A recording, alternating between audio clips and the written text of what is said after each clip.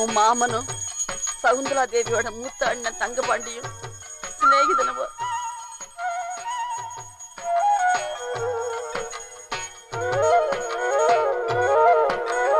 அது என் தங்கச்சிதான். கட்டிக்கிறியா? கட்டின புருஷனை இழந்துட்டு புள்ளியோட வந்து நிக்கிறான் என் தங்கச்சி. ஒரு கெட்டது நடந்த வீட்டுல ஒரு நல்லது நடக்கணும்னு சொல்லுவாங்க.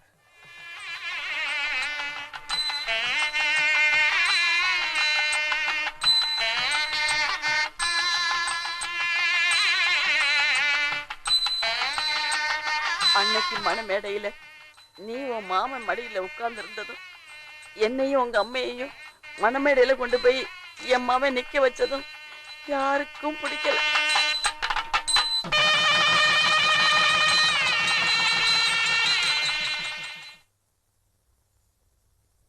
என்ன இது மெட்டி? ஆம்பளைங்க மெட்டி போடுறதா நம்ம முறை. தலை நிமிர்ந்து நடக்கிறவன் ஆண். அவங்களுக்கு எதிரில வர பொண்ணுக்கு கல்யாணம் ஆயிடுச்சுன்னு தெரிஞ்சுக்கிறதுக்கு தான் தாலி போடுறாங்க. தலை குனிஞ்சு நடக்கிறவ பொண்ணு. அவளுக்கு எதிரில வர ஆணுக்கு கல்யாணம் ஆயிடுச்சு, அவனை வேற எந்த எண்ணத்தையும் பார்க்க கூடாதுங்கிறதுக்காக போடுறதுதான் மெட்டி. என்ன பொறுத்த வரைக்கும் உங்களை யாருமே தப்பா பார்க்க கூடாது. இந்த மெட்டியை நீங்க எப்பவும் கட்டக்கூடாது, சரியா?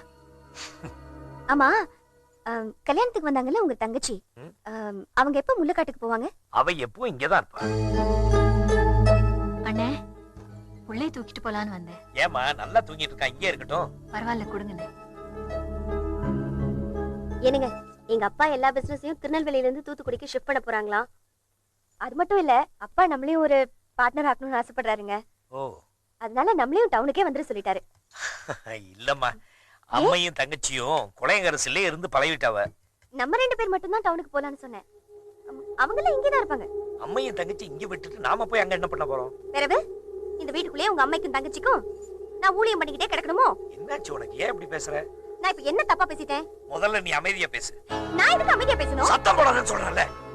என்னண்ணே, எதுக்கு சத்தம் போடுறீங்க? அமைதியா பேசுங்க. ஏன் புருஷன் என்கிட்ட பேசுறாரு, உங்களுக்கு எங்க வலிக்குது? போங்க போய் வேலைய பாருங்க. அவளை போய் தப்பா பேசுற? நான் உங்ககிட்ட பேசிக்கிட்டு இருக்கும்போது அவங்க ஏன் குறுக்க வராங்க? அவ என்னதான சொன்னா? அதான் ஏன் சொல்றாங்க? நிம்மதியா ஒரு பொண்டாட்டி புருஷன் கூட பேச கூட முடியல. ஏன் இப்படி இறையிற? தங்கச்சி கால்ல விழுந்துற போது அவன் வருத்தப்படுவான். எப்ப பார்த்தாலும் தங்கச்சி தங்கச்சி மவன் புள்ளன்னு தூக்கி வச்சுக்கிட்டு முதல்ல அவங்க 2 பேரும் வீட்டை விட்டு வெளியே அனுப்புங்க.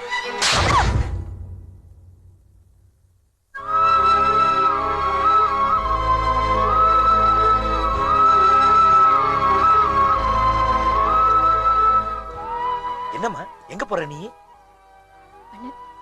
நான் ஊருக்கு போறேன்.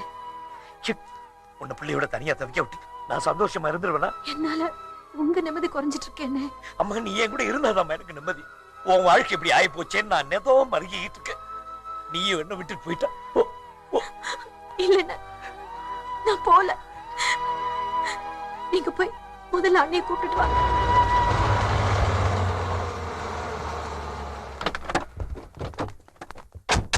வாங்க மாமா. வாங்க வாங்க. கல்யாணம் ஆன 10 நாளே பெண் ஜாதியை கை நீட்டு அடிச்சிருக்க. நீ எல்லாம் ஒரு மனுஷாலே? உனக்கெல்லாம் எதுக்குல கல்யாணம்? உன்னை கல்யாணம் பண்ண வச்சது உனக்கு தான்.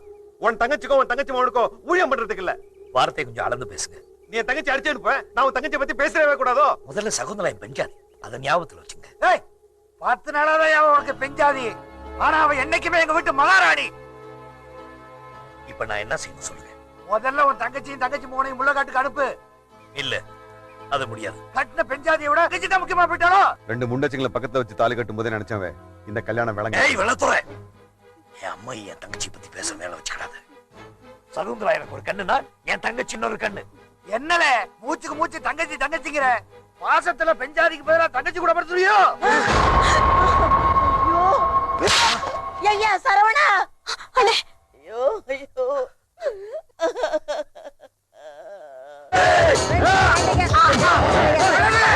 ஐயோ ஐயா!